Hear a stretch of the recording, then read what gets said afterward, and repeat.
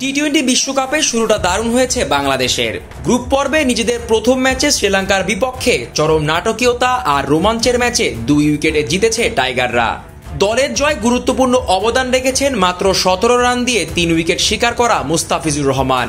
IPL কাঁপিয়ে এসে এবার নিজের জাত চেনাচ্ছেন বিশ্বকাপের মঞ্চে।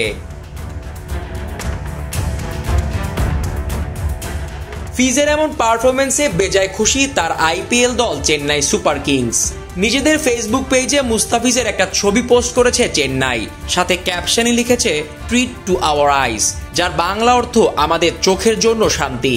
আসলে কেবল চেন্নাই নয়, মুস্তাফিজের এমন অসাধারণ বোলিং সকলের চোখের জন্যই শান্তি হওয়ার কথা।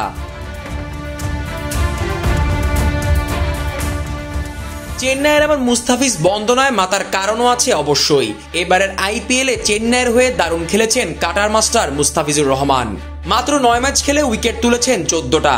আলাদা করে বলতে হবে আসরের উদ্বোধনী ম্যাচের কথা। রয়্যাল চ্যালেঞ্জার্স ব্যাঙ্গালোরের ব্যাটিং লাইন আপকে বলতে গেলে প্রায় একাই ধসিয়ে দেন মুস্তাফিজ। মাত্র 29 রানে নেন 4টা উইকেট। বাকি ম্যাচগুলোতেও দেখিয়েছেন নিজের কারিশমা। পার্পেল ক্যাপও পেয়েছিলেন, যদিও তা পরে ধরে রাখতে পারেননি। পুরো টুর্নামেন্ট খেললে হয়তো সর্বোচ্চ উইকেট শিকারীর তালিকায় সবার উপরে থাকতো মুস্তাফিজের নামটাই। হয়তোবা প্লে অফে খেলার সম্ভাবনাটাও একটু বাড়তো চেন্নাইয়ের। দারুণ এক আইপিএল শেষে দেশে ফিরে জিম্বাবুয়ে সিরিজে খেলেছেন মুস্তাফিজ, যদিও সব ম্যাচ খেলানো হয়নি। এরপর বিশ্বকাপের আগে যুক্তরাষ্ট্রের বিপক্ষে সিরিজের শেষ ম্যাচে করেছেন রেকর্ড গড়া বোলিং।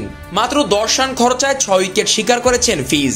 ভেঙে দিয়েছেন ইলিয়াস সানির 13 রানে 5 উইকেট নিয়ে সেরা বোলিংয়ের রেকর্ডটা। আন্তর্জাতিক টি-20তে বাংলাদেশের হয়ে সেরা বোলিংয়ের রেকর্ডটা এখন মুস্তাফিজের দখলে।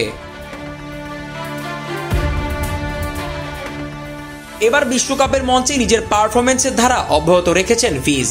প্রথম ম্যাচে নিজের আইপিএল সতীর্থ মাথিসা পাথিরানার দল শ্রীলঙ্কার বিপক্ষে মাত্র 17 রানে 3 উইকেট শিকার করেন মুস্তাফিজ।